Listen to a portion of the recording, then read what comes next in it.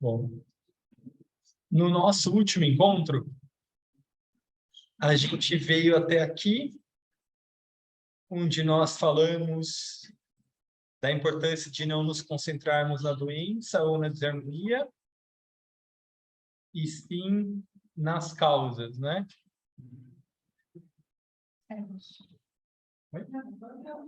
Eu acho que o final vai ser trabalhando com nome senso.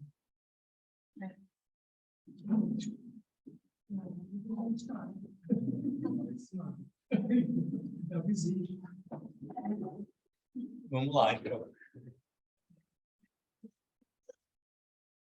Aí a gente continuando aqui a nossa reflexão.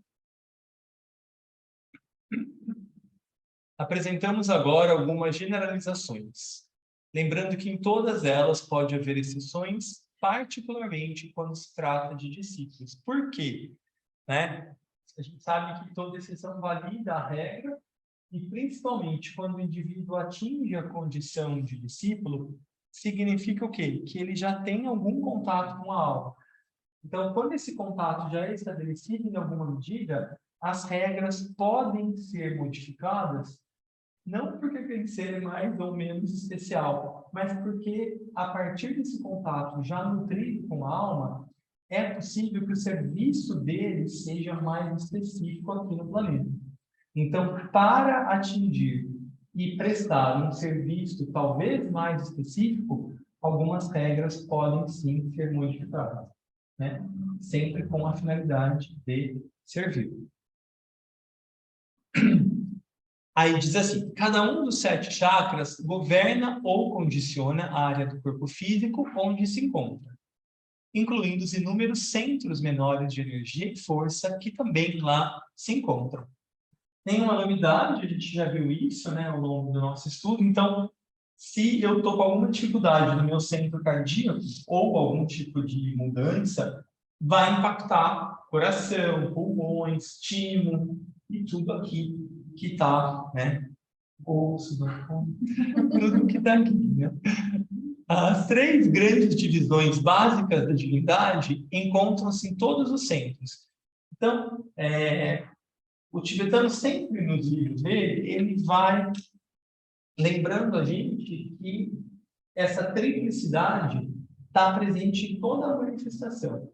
Então, a gente sabe, de acordo com a sabedoria eterna, que o movimento de exteriorização vem de 1 para 3, para 7, para 12. Então, toda forma manifesta, os tibetanos sempre fazem questão de exteriorizar, ou de ressaltar essa trindade, para que a gente nunca se esqueça de que a forma é também parte do espírito, né? A matéria não é separada do espírito. Então, em tudo, a divindade está presente, como força criativa. Então, como que essas 3 divisões básicas se encontram em cada centro? Então, o princípio vida, que a gente pode pensar que é o primeiro raio, ou o primeiro aspecto, revela-se no centro que está esotericamente desperto. Ele está sempre presente em latência, porém não é um fator dinâmico até o final do grande ciclo de evolução. Então, esse princípio vida, ele está presente de forma latente em cada um dos nossos chakras. Mesmo que esse chakra não estiver ainda desperto, tem um germe ali dessa qualidade de vida, de vontade, de propósito. E aí, claro, quando esse chakra está desperto, o que é esotericamente? É na sua causa, não na aparência, né? Na sua atuação enquanto veículo de expressão da alma. Aí sim, esse princípio vida vai estar em maior atividade. B, né? A qualidade ou aspecto alma, o segundo aspecto, o aspecto consciência, o aspecto amor, é gradualmente revelado ao longo do nosso processo evolutivo e produz, no tempo e no espaço, o efeito que esse centro exerce sobre o meio ambiente. Essa qualidade, então, vai depender tanto do raio da personalidade, quanto, especialmente, no raio da alma, que é o aspecto qualidade. O que isso quer dizer, Paulo? De novo, vou pegar o exemplo do centro cardíaco.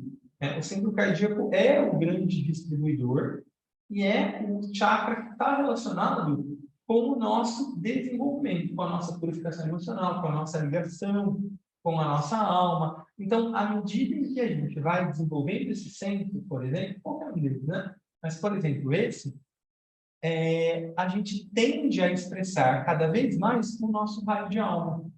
Então, se o indivíduo tem um raio 2 de alma, o amor e sabedoria, isso vai se expressar naturalmente em serviço, em orientação, em alguma coisa que se relacione à cura, com algo que se relacione à educação, ao ensino. Se esse indivíduo tem a ver, por exemplo, sei lá, com o sexto raio, aí a tônica desse indivíduo vai ser uma tônica mais devocional, uma tônica mais religiosa, também uma tônica assistencial. Então, a partir do desenvolvimento desse ser enquanto alma, essa qualidade de alma vai se expressando nele e no ambiente ao seu redor. Isso acontece em níveis menores, enquanto raio de personalidade, porque também, né, se o indivíduo já tem algum contato com a alma, a personalidade começa cada vez mais a ser um veículo para a expressão do seu propósito de alma. Então, a personalidade também vai ser infundida pelo raio da alma e ela também vai ser um veículo potente de expressão também espiritual. Não é porque é da personalidade que não vai expressar algo que seja transpessoal ou espiritual. Tudo bem? Até aqui, alguma dúvida? E se o aparecimento no corpo etérico de um centro desenvolvido ou em desenvolvimento indica o lugar do homem na sua escada evolutiva. A gente falou um pouquinho, né, disso já. Que pode variar desde a ênfase na vida sexual e a consequente atividade do segundo chakra, ou do centro sacro, até uma meta do iniciado que traz a atividade, o centro da cabeça. Então, independente do nível de evolução que aquele ser esteja, o terceiro aspecto, o aspecto forma, o aspecto atividade inteligente, vai estar presente pela própria manifestação, porque o terceiro raio é um raio de manifestação, é ele que rege a personalidade, de modo geral, né? Cada personalidade vai ter um raio. Mas se a gente for pensar em termos específicos, tecnicamente falando, personalidade é uma expressão do terceiro aspecto, que é o aspecto forma, o aspecto atividade, o aspecto inteligência, né? Então, esses três aspectos estão presentes em cada chakra, cada um de acordo com o seu desenvolvimento e com a etapa do seu desenvolvimento. Tá. Obrigado, mano. Aí, 3. A energia entrante é transmutada em força dentro do chakra, o que implica um processo de diferenciação da energia primária e a secundária que sai. Então, por exemplo, para ficar mais fácil, né? Então, sei lá, vamos pensar de novo, que eu tenho uma alma de segundo raio. Essa energia, essa qualidade vem da alma e ela entra no chakra, se a gente puder dizer assim, para ficar mais didático, e aí dentro do chakra ela é transformada em força. Por quê? Porque força é o que a gente chama da energia nesse estado mais material. Sempre que a gente fala no ensino esotérico em energia, a gente está falando em algo que é transpessoal. Sempre que a gente fala em força, a gente está falando em algo que é material, físico, emocional e mental. Então, isso acontece automaticamente. A rapidez do processo de transmutação, o quanto ele é rápido ou não. A potência da resultante agregação das forças, que vai tornar aquele centro mais magnético ou menos. E a atividade de irradiação subsequente, todas elas vão depender do ponto de evolução que aquele ser tem. Se é um ser, por exemplo, mais avançado no caminho, que é mais magnético, esse trabalho, essa qualidade da alma vem, entra, por exemplo, no cardíaco, e esse cardíaco já começa, então, tanto ter uma irradiação quanto um magnetismo. Como é que isso vai se manifestar? Vai se manifestar numa vida grupal, por exemplo, pensando em cardíaco, né? Na junção de outros cardíacos para um determinado fim, que é sempre o serviço. Ah, não, é um indivíduo que está no trabalho do plexo solar. Também essa energia vai entrar, né, da alma e da personalidade mesclada, vai se expressar nesse centro do plexo solar, e aí vai ser o quê? Uma personalidade também magnética, mas ela vai atrair os recursos para a sua expressão devida de personalidade. Então, vai ter uma pessoa que vai ter contatos, vai ter uma pessoa que vai ter um sucesso no Instagram. Não brincando, claro, mas só para a gente tentar trazer um pouquinho para a nossa realidade, para a gente saber do que a gente está falando aqui. Né? Então, se é uma pessoa que está centrada no chakra do sacro, vai ter uma ênfase maior, mais parceiros sexuais, mais magnetismo sexual. É assim que vai acontecendo, de acordo com o nível. Por exemplo, se é uma pessoa que está aqui, né, despertando o chakra laríngeo, vai ser uma pessoa super intelectualizada, vai ser brilhante no intelecto, vai ter facilidade de expressão, de conexão, e aí, por aí vai.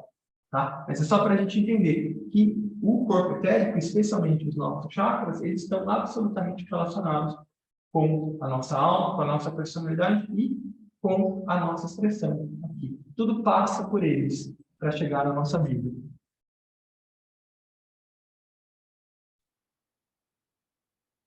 4. As forças que saem de um centro e atuam sobre a contraparte interna entre cada rede de nervos que constitui o sistema nervoso. Então, a gente vai falar disso agora.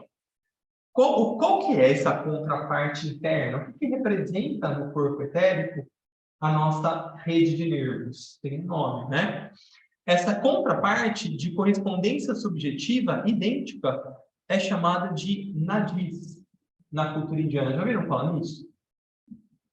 A gente tem no corpo etérico, então, milhares de nadis distribuídos ao longo do nosso corpo etérico.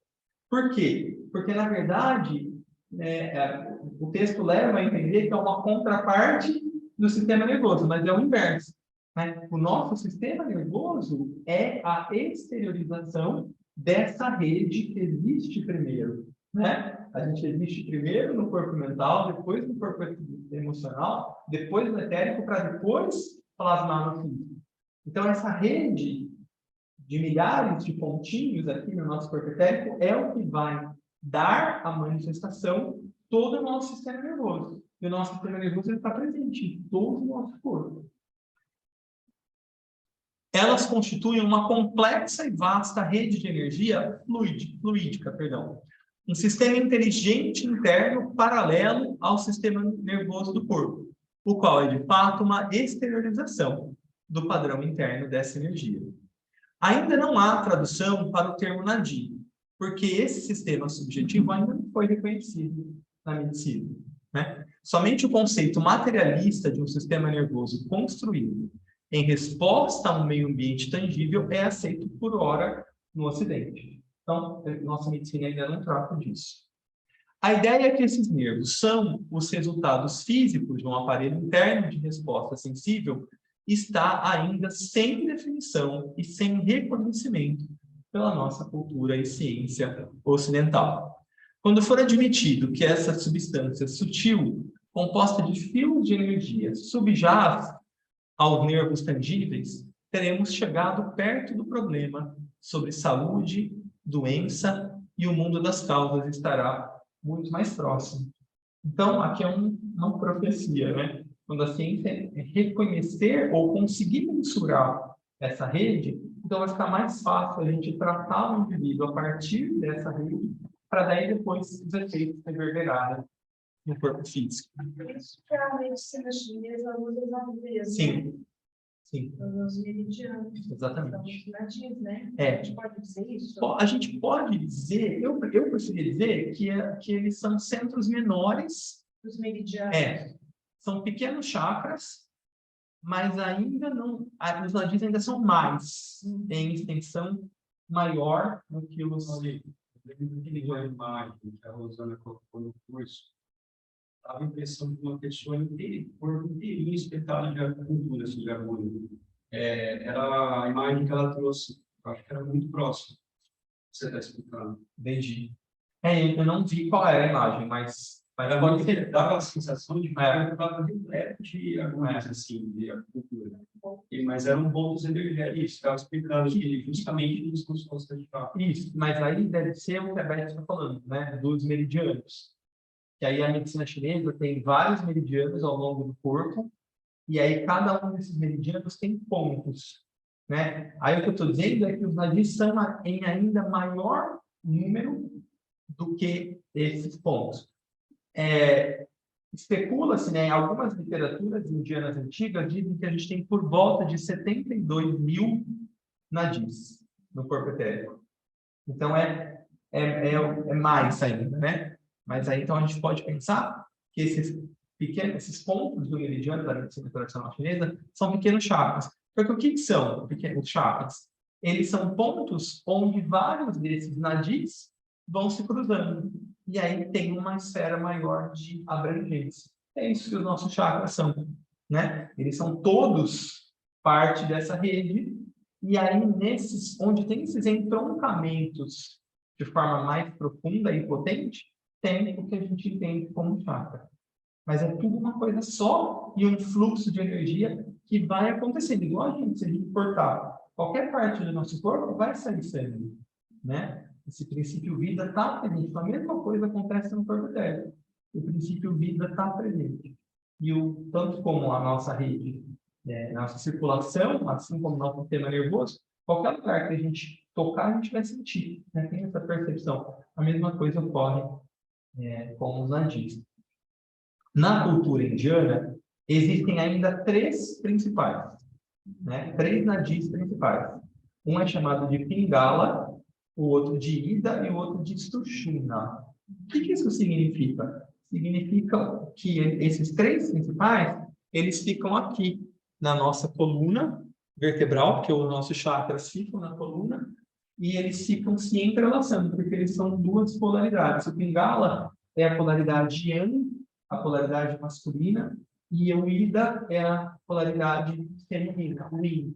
Então, no nosso processo de desenvolvimento, de evolução dos chakras, esses dois nadis principais vão meio que se cruzando, fazendo o que depois, mais tarde, a gente entende como a subida da Kundalini. E no canal central é chamado, tem o Sushumna, que é esse nadi principal. Então, essa rede de nadis forma um padrão definido de vida, o qual varia de acordo com o raio de personalidade. Então, de acordo com o raio de cada personalidade, esses nadis vão ter um tipo ou diferente de resposta, de acordo com a personalidade vai respondendo.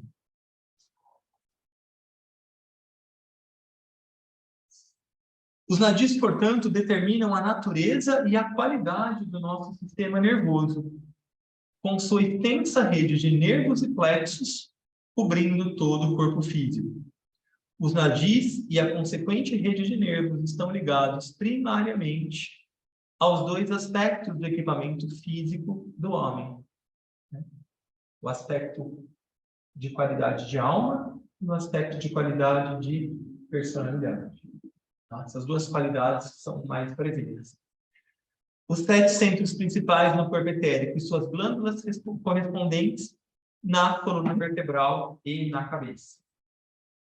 Deve ser lembrado que o corpo etérico é um corpo físico, embora composto de matéria mais... Nossa, até mais sutil. Então, perdão. Acho que nós tá, né? Do que podemos ver e tocar. É feito de substância ou aquilo que subjaz, ou dá sustentação a cada partícula do veículo físico denso. Esse é um ponto que mais tarde receberá a atenção dos curadores e médicos na nova era. Quando essa relação existente entre os nadis e os nervos, sua relação conjunta com os centros e a coluna vertebral for reconhecida, veremos uma revolução nos métodos médicos e psiquiátricos. A experiência mostrará que quanto mais estreita for a interação entre os nadis e os nervos, mais rapidamente poderá ser implementado o controle das doenças. Não é fácil, né? Mas eu acho que com o tempo a gente vai assimilando. Tirar tudo isso, tá? Se não souber, a gente procura uma resposta. Material de consulta tem bastante, né? Pessoal de casa, tudo bem? Tudo.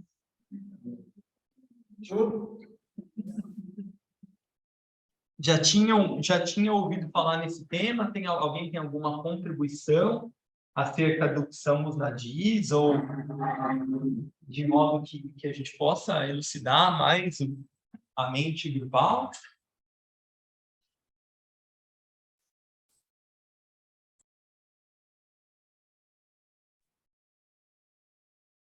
Não? Silêncio. Eu até teria uma dúvida, mas como eu não sei muito do assunto, Mas você pode perguntar. uma coisa que a gente tinha até comentado hoje, essa MedBed, né, essa cama que eles falam que até já existe, que isso revolucionaria a medicina, que você entra nessa cama e ela restaura o seu corpo. Então, se for fazer uma análise nesse equipamento, né, que eu não sei como Isso que funciona, né? provavelmente esse equipamento ele vai alinhar e restaurar. Eu consegui imaginar isso nesse... Será que ele usa? Como é que é o nome? MedBed. É uma cama Será que médica, né? é impulso elétrico? O que será que é? Então, não sei, diz que isso já existe, né? Então, não sei se vocês assistiram a referência a esse filme, né? Que o pessoal vive num lugar que tem esse aparelho. É como uma ressonância que você entra. Então, as pessoas entram lá para segurar. E aí tem uma família que vive fora e eles vão lá com uma criança que está doente para colocar essa criança dentro dessa cama para ela se curar. E é instantâneo, né? O tempo que a pessoa fica lá. Esse é o filme. Esse é o filme. Como é o nome? Eu vou ver, fala. Então, aí diz que já existe, né? Esse... Não é uma câmara hiperbárica? Porque eles usam para muitas doenças a câmara hiperbárica, que é uma câmara de oxigenação. Mas aí é uma câmara, ele está falando de cama. É MedBed que fala, né? Bed de cama mesmo. É. Mas é o que você entra, é um tubo, não é que uma cama, né? É uma cama mesmo. Olha, mais próximo do que você está comentando, não sei se alguém ouviu falar do estudo chamado biomagnetismo. Tem um estudo bem aprofundado que o pessoal tem. Eu acho que eu ia fazer esse curso até na época do certo. Por efeito de magnetismo, e eles conseguem identificar a alteração do pH do corpo, de acordo com o magnetismo que você atua no lugar. E essas alterações do pH que o corpo sofre, elas dão causa a desenvolver certo tipo de micro-organismo. Daí o tipo de bolete que a pessoa acaba desenvolve um fungo, por estar com pH ácido, desenvolve uma bactéria por estar com pH mais baixo no corpo. E esse estudo tenta corrigir isso com o biomagnetismo. Eles alinham um pouco com a acupuntura, mas é uma coisa um pouquinho mais aprofundada. Eles mexem com o magnetismo mesmo. É o mais perto que eu vou falar. Mas a ideia é difícil, né? Eu não sei qual que é a forma como ele vai fazer esse processo. Mas, de repente, já pode ser artificial, né? Desse tipo de... Isso provavelmente vai existir, né? Tem essa profecia, né? Quando isso existir, as doenças serão... deixarão de existir. É o equilíbrio do corpo, né? Porque a doença é o desequilíbrio que a gente tem. Tomara, né? Tomara, Vê se você lembra o nome do filme para a gente assistir. Sim, eu vou ver, eu vou lembrar. Você fica se interessando no que eu buscando a cura física. Se tivesse insomnia